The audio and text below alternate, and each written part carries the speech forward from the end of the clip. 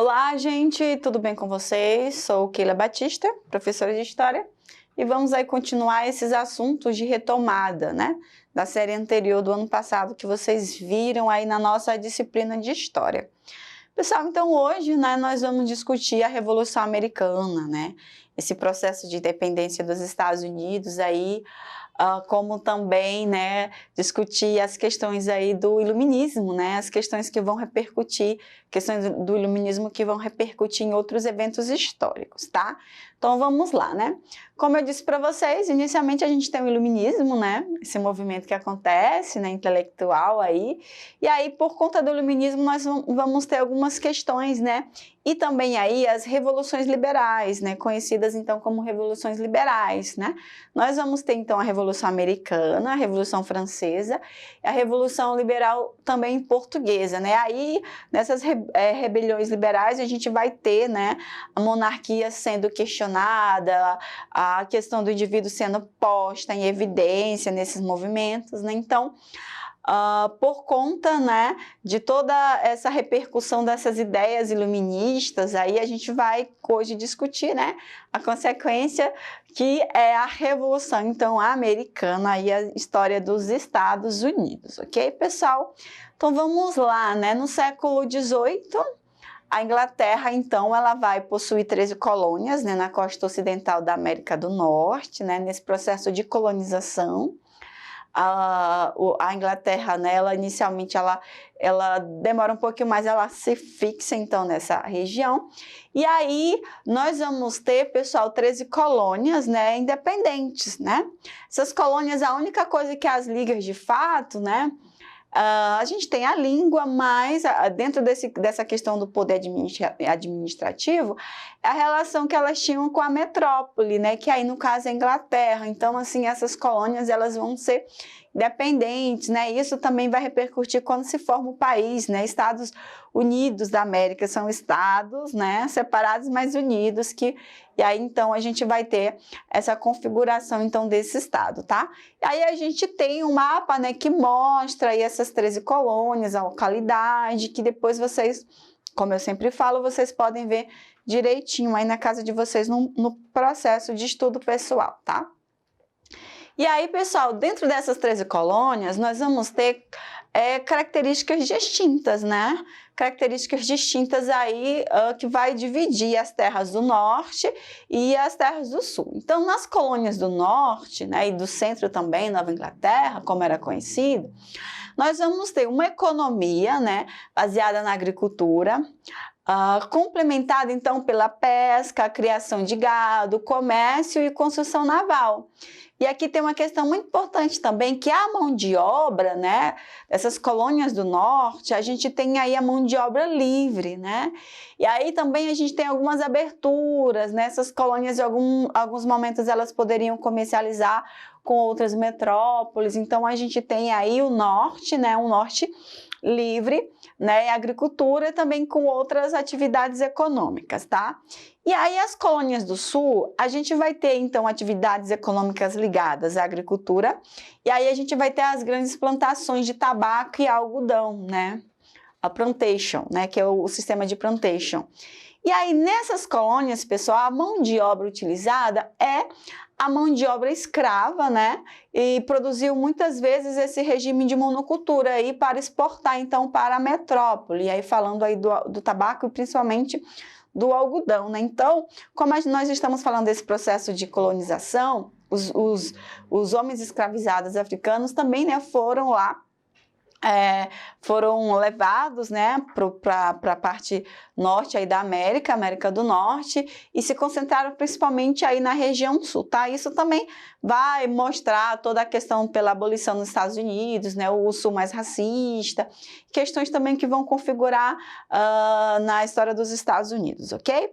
E aí o que essas colônias elas partilhavam, né? Tinham em comum a mesma língua, a religião protestante, né, a necessidade de defesa contra os ataques ataques aos índios, né, contra a expansão territorial dos franceses também, porque os franceses eles estavam, né, em guerra, nesse processo de colonização também eles queriam essa parte.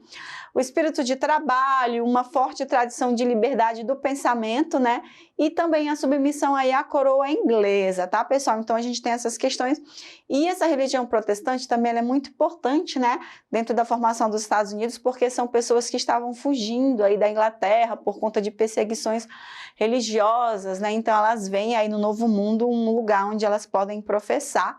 Isso tudo vai desencadear em processos culturais e questões também da sociedade, ok? E aí, então, a causa das revoluções, né? A gente tem uma guerra de 7 anos, né? Que a Inglaterra vai traçar com a França uma guerra muito longa, e aí a Inglaterra vai querer que as colônias, né, elas sustentem por meio dos impostos. Então, toda essa guerra, e principalmente também quando acaba a guerra, né, a Inglaterra está bem devastada, né, e aí os impostos eles vão ser reforçados, a Inglaterra vai pesar aí nesses impostos, tá, pessoal? Então, a gente vai ter em 1764 e 1765, né, o rei e o parlamento inglês decidiram, então, que os colonos deveriam, então, pagar esses impostos, né, para custear, então, essa guerra contra a França, né? Então, isso já vai causar um descontentamento, tá? E a gente tem charges de jornais que começaram a falar, fazer esse selo da morte, né? Um selo muito pesado aí dentro dessa questão dos impostos, tá? E aí, nós temos também a contestação ao sistema de exclusividade, né, do comércio aí com as metrópoles, né, essas colônias americanas só podiam comprar e vender produtos, então, para a Inglaterra, né, só podiam também vender para outras aí por intermédio de Londres, né, e a gente vai ter esse monopólio, né, que a gente tem também no Brasil. E o descontentamento também político, né, os colonos americanos, sendo cidadãos britânicos, né, não estavam representados no parlamento de Londres, né, pelo que consideravam, então, ilegal, e os impostos votados. Então, a gente tem a questão econômica, né, a questão política de representação, isso tudo vai, né, coincidir com esse processo de independência, tá? E ali nos nossos quadrinhos a gente tem aí uns fatos, né, dessa cronologia, desses acontecimentos, para quem quer se aprofundar melhor, tá? E aí, então, a gente vai ter, né, um episódio chamado aí de Festa do Chá, né, por conta desse imposto do chá, né, que para o inglês o chá é muito importante. Então, dentro dessa questão, por conta dessas importações, desses preços altos, né, a gente vai ter uma revolta que vai acontecer, né, onde um grupo disfarçados de indígenas, eles vão atacar, então, um navio de carga, né, 3 navios de carga no porto de Boston, né, e aí eles vão dar fim a essa carga, né, essa carga de chá, e a partir daí, então, a gente vai ter toda uma situação criada, né? A gente vai ter o rei Jorge III, que ele vai reagir com a interdição do porto, né? Ocupação militar, né? E aí a gente vai ter também, né, a questão de George Washington, né, que ele vai chefiar, então, esse movimento de resistência, tá, pessoal? E aí, então, a gente tem a Declaração da Independência, né, que ela vai ter 2 momentos. No primeiro é um congresso da Filadélfia, né, em setembro de 1774, que eles vão exigir, então, as mesmas liberdades que a metrópole, né, de forma, então, a assegurar esse desenvolvimento da colônia.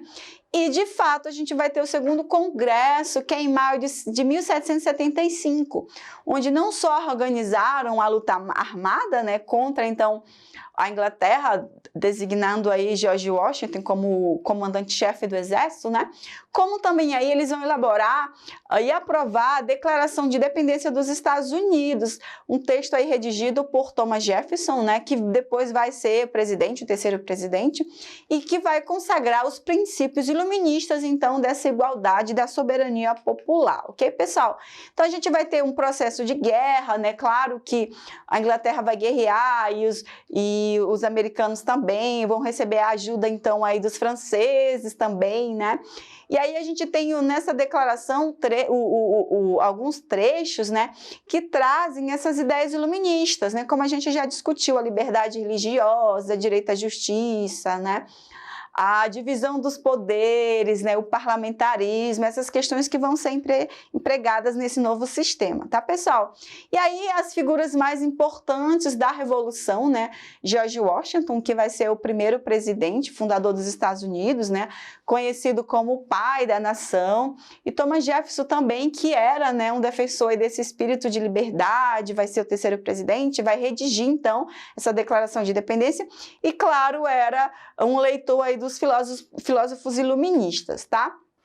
Aqui a gente tem só um slide que mostra assim, a questão dos acontecimentos desse confronto, né, dessa guerra, desse processo de independência, e aí falando um pouco sobre esse caráter liberal, né, dessa Revolução Americana, né, que mostra então assim a população contra a restrição desses direitos individuais, nessas liberdades, defende a limitação do poder político, né, defende que o homem então possui esses direitos naturais, fundamentais, que não podem ser restringidos por nenhuma causa e por nenhum poder também, né? E os direitos e a liberdade do povo e o exercício do poder políticos estão consagrados, então, nessa Constituição que vai repercutir em outros movimentos, tá, pessoal? E aí a Constituição ela vai apresentar várias questões novas, né, como o federalismo, tá, pessoal, nos Estados Unidos, a divisão dos poderes, né, o Congresso. Então, todas essas questões políticas, administrativas que esse novo modelo, essa revolução vai implementar, tá? E aqui depois vocês podem ver direitinho como fica essa nova Constituição, né, de 1787. É muito interessante que ela começa assim, nós, o povo dos Estados Unidos, né, aí o povo ele está se colocando. E a gente tem a divisão do poder legislativo, executivo, judiciário, né, as pessoas que podem eleger. Só que é muito importante a gente deixar claro que os brancos não proprietários, negros, os indígenas e as mulheres, elas não tinham direito, então, ao voto, tá? Apesar de toda essa influência do iluminismo, tá? E aí a gente tem um impacto, né, dessa revolução, porque vai servir como modelo e organização política aí para outros movimentos que vão acontecer na Europa, na América Central e no Sul, né? E como eu disse para vocês, com essa revolução, a gente inaugura na história esse modelo de revoluções liberais, tá bom? E aí, só para a gente finalizar, a gente tem aqui, né, a liberdade iluminando o mundo, né, que é designada aí como um símbolo, né, dos Estados Unidos, a Estátua da Liberdade, que os Estados Unidos vai ganhar da França, aí foi um presente aí do povo, né, da França, e ela vem com essa ideia, né, de iluminar, né, ela segura uma tocha, e também elas têm um livro, né, onde está escrito aí a data, né, dessa declaração da independência dos Estados Unidos. Então, né, é um país assim que é um país muito rico, o maior PIB do mundo, mas esse processo também de dependência ele serviu, né? Foi essa revolução que se apropria, então, desses ideais iluministas, e a partir daí também a gente vai ter outros movimentos liberais, ok? Pessoal, então vamos para o nosso exercitando, uma questão do Enem. Em 4 de julho de 1776, as 13 colônias que vieram inicialmente a constituir os Estados Unidos da América declararam sua independência e justificavam uma ruptura do pacto colonial. Em palavras profundamente subversivas para a época, afirmavam a igualdade dos homens e apregoavam com seus direitos inalienáveis o direito à vida, à liberdade e à busca da felicidade. Afirmavam que o poder dos governantes, aos quais cabia a defesa daqueles direitos, derivava dos governados. Esses conceitos revolucionários que ecoaram o iluminismo foram retomados com maior vigor e amplitude 13 anos mais tarde, em 1789, na França. Considerando o texto acima, acerca da independência dos Estados Unidos e da Revolução Francesa, que a gente vai ver depois, assinale a opção correta.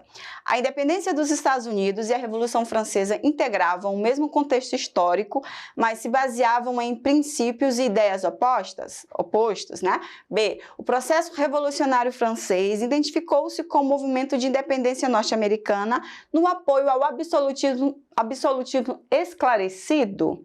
E C. Tanto nos Estados Unidos como na França, as teses iluministas sustentavam a luta pelo reconhecimento dos direitos considerados essenciais à dignidade humana. E D. Por ter sido pioneira, a Revolução Francesa exerceu forte influência no desencadeamento da independência norte-americana e, ao romper o pacto colonial, a Revolução Francesa abriu o caminho para as independências das colônias ibéricas situadas na América. Pessoal, a gente tem aí a alternativa C, né? Tanto nos Estados Unidos como na Revolução Francesa, a gente tem esses ideais que vão sustentar esses processos aí, ideais iluministas. Não esqueçam de acessar a nossa plataforma e até a nossa próxima aula. Tchau!